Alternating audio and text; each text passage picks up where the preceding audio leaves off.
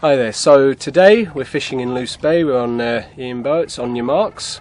Now the aim of today and the next couple of days is to target the shark species that reside in Luce Bay at this time of year, primarily taupe, with the view to putting out a series of electronic data storage tags. These tags are going to allow us to recreate the fish's movements once it leaves the bay. That's the way now. Hit that on 6, Jim. 3, 4, 5, 6. Wang, wang, wang, wang, wang, wang, wang.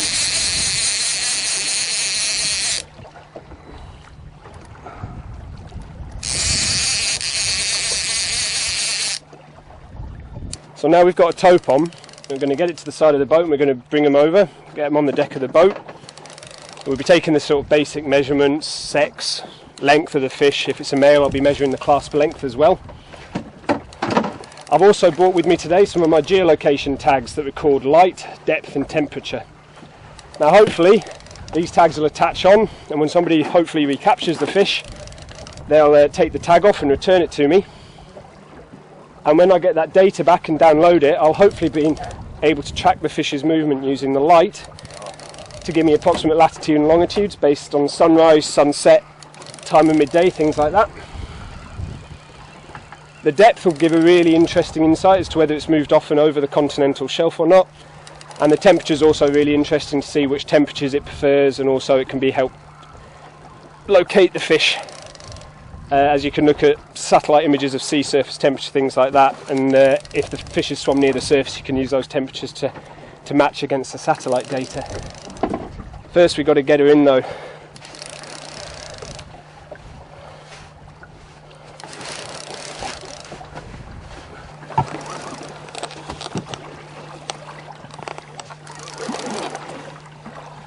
I think it's going to come around this side, Ian. So I'm going to go under these rods. Yeah. You prefer it the other way. You prefer the other way? No, it's alright. So I'll try and persuade it. I'll persuade it. No, here it comes. I think you're lined up. You don't feel out kicking it off? Mate. No, it's definitely there still.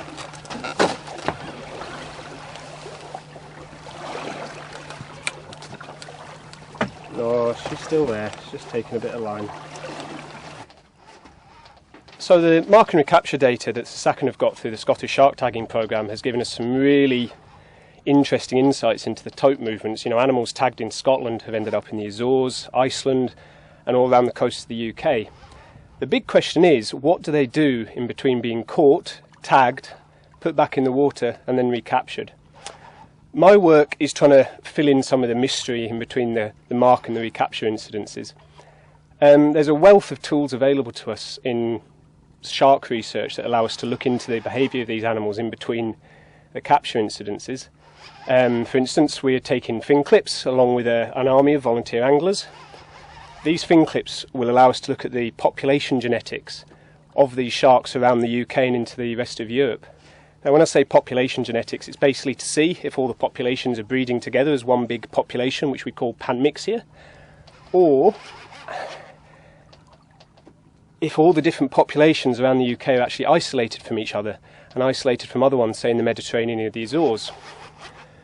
On top of the genetics, we also have the opportunity to attach some special electronic tags called archival tags to these animals. Now what these tags do is they record a series of environmental parameters that we pre-program them with. The ones I'm using at the moment look at depth, temperature and light levels. Now when we get these tags back and download the data, it actually allows us to recreate where the fish has been. The light levels allow us to look at sunrise, sunset and time of midday, which allow us to get an approximate latitude and longitude. The depth obviously allows us to see whether the animal's been off the continental shelf or not. And the temperature further allows us to try and place these fish. So hopefully when all this data starts coming back in, we'll really have a good idea of where the taupe go. Where do they spend winter? In Scotland or further south in the warmer climes?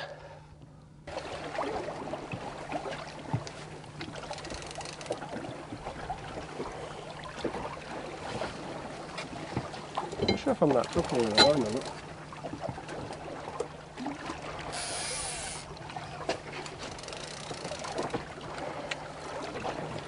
There she is. Coming up this side.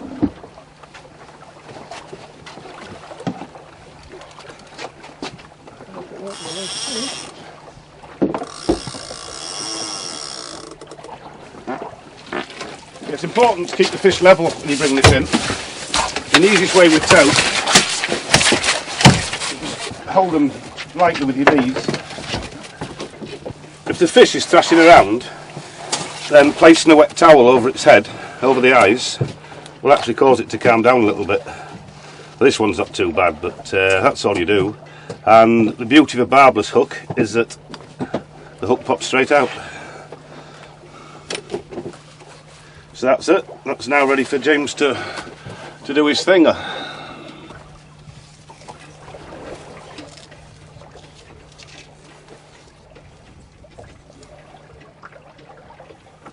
$148.5.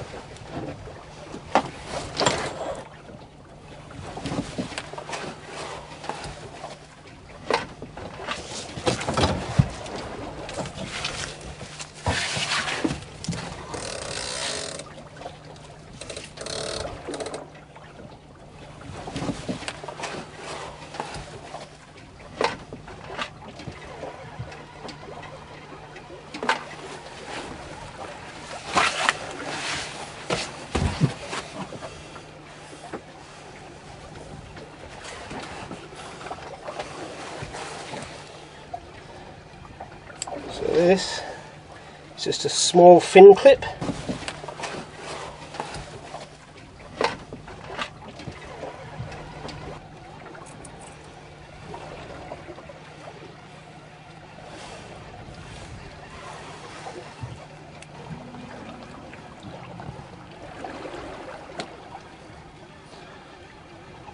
That's going to be used for genetics, population genetics, to see who this fish breeds with.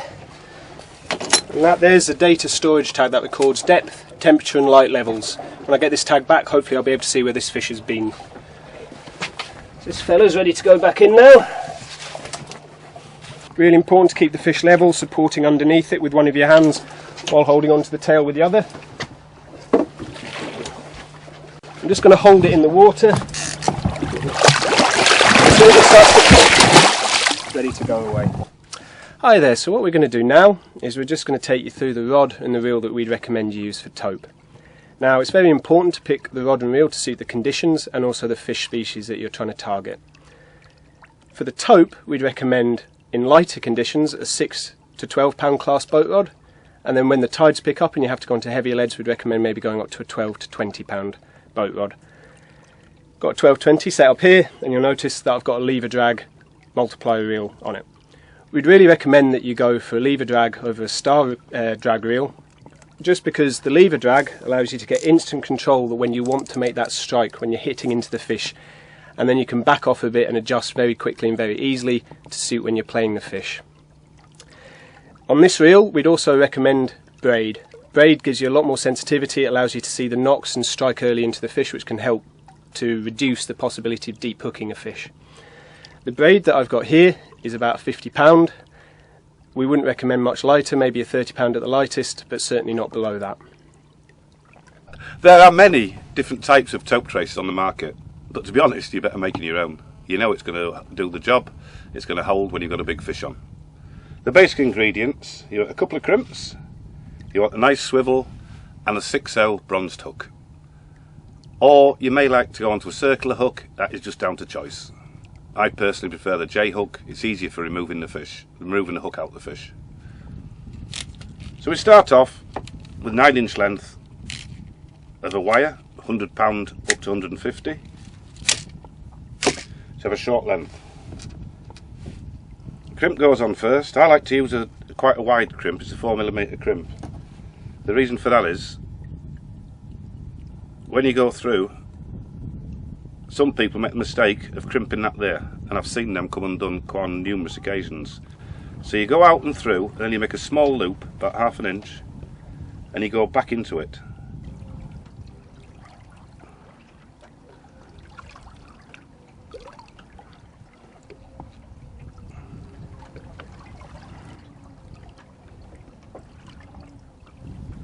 And you push the point, you push that in, so the point isn't hanging out, because that is a sharp bit that you can catch your fingers on at a later time.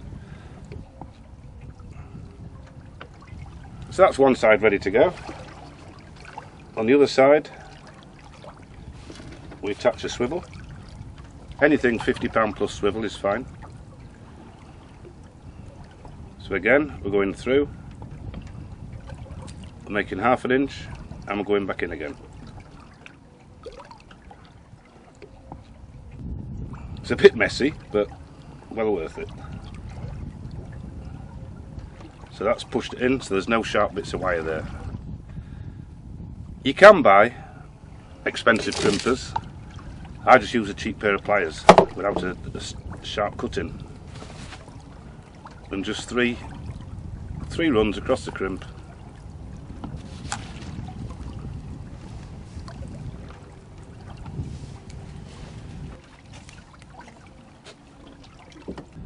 That's it. So that's the business end done. That's a short length. If it does go deep into the fish's mouth, then the wire is not going to get bitten through. The only thing to add to this now, we want the trace longer than the fish you're liable to catch. So I like to make the traces about 2 meters long. You can tie mono or you can use crimps. Personally I prefer to tie it by use of a uni knot. So it's just 5 times round, you make a loop and you go through 3 or 4 times back on itself.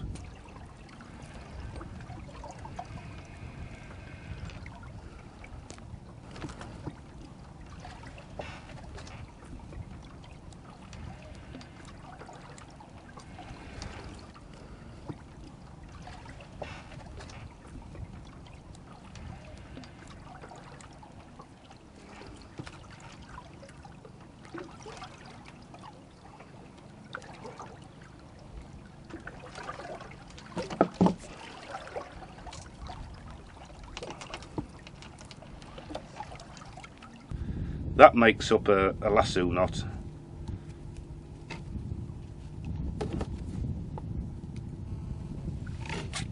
You wet it for lubricant, so that pulls the knot up, and that just pulls in to the hook. So that side done. On the other end, simple's best.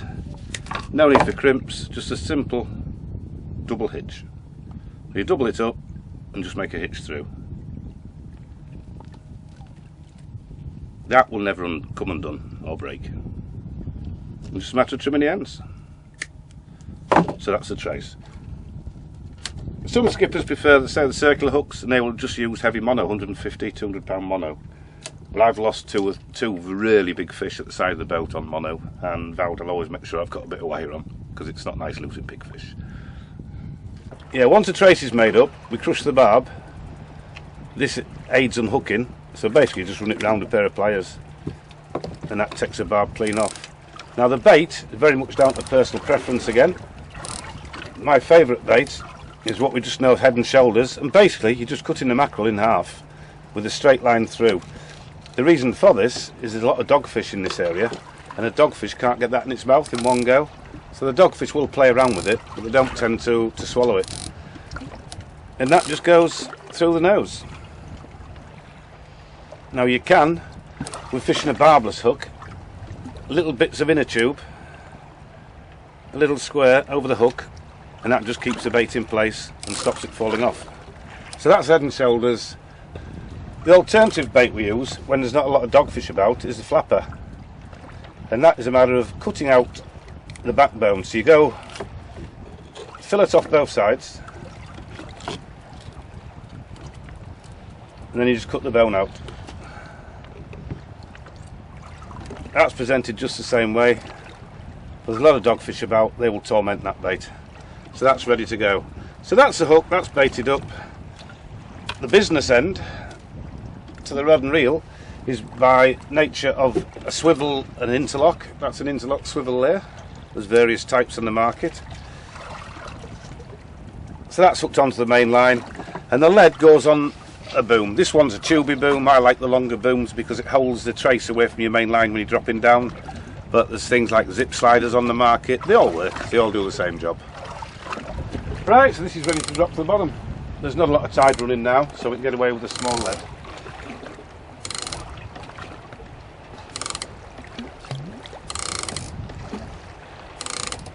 So that gets lowered to the seabed,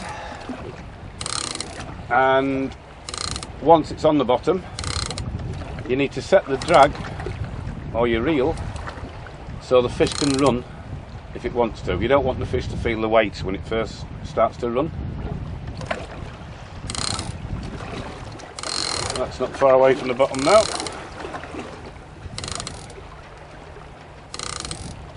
Honest. Right, that's on the bottom. So the ratchet goes on. And that's now ready. So when a tope picks that up, it can go screaming off and feel a minimum resistance. It's important when you're tope fishing to make sure the drag is set on the clutch. For the first time in a lot of people's lives, they have a fish that once they've actually struck into it, it runs. So the drag has to be reasonably slack so it can actually take line off if it wants to. This avoids you breaking the line. It's actually a big huss, this. Is it a huss? It's a big huss. The huss are caught on the same gear as a tope, so it's the same traces. It's a tagged fish. This shows the value of the tagging programme.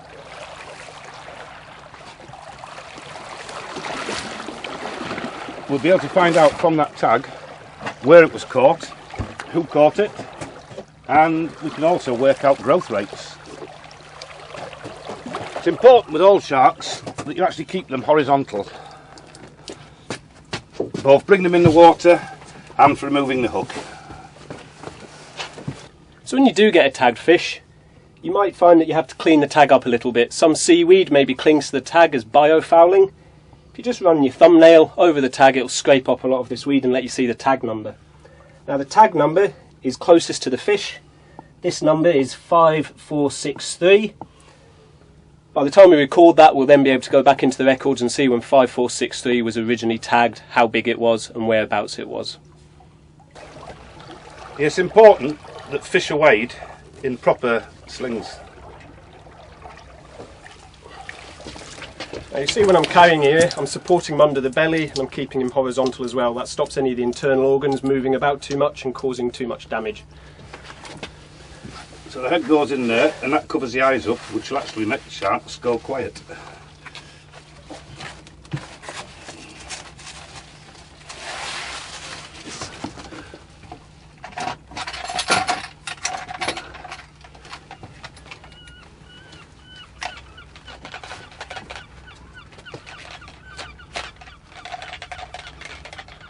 Just press hold on the scales.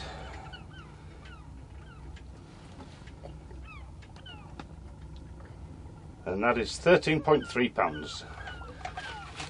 That's all the information we need now. Would you like to put that back, James, please? When you put any fish back, but particularly sharks, it's important you hold them into the tide for a short while, just to get the strength back. You just get the oxygen going through the gills.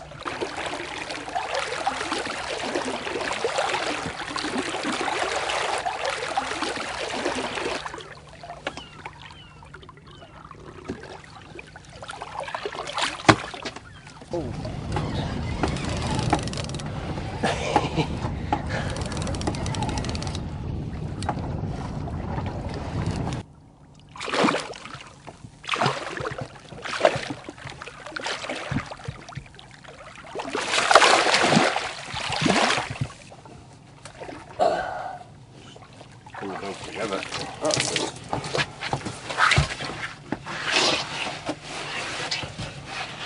Okay, so as you can see, you can actually pick up large spurdog on the tope traces, so you're effectively fishing with the same tackle, same rods, reels and terminal tackle. One thing to note though with the spurdog that the tope don't have is the two dorsal spines. A slightly shorter one in front of the first dorsal fin here, but at the tail you've got a really long second dorsal spine in front of the dorsal fin. You have to be very careful when you're handling the spurdog, because if the tail starts sashing about, that spur can really cause some damage. It goes through a pair of welly boots really easily. You'll notice here, once again, I'm supporting the shark under the abdomen, just between the pectoral fins here with my hand to support any internal organs. I've also got a good firm grip of the tail stump here just to stop it thrashing about. We're just going to stick an SSTP tag into this to this spurdog, and then we're going to release it at the side of the boat.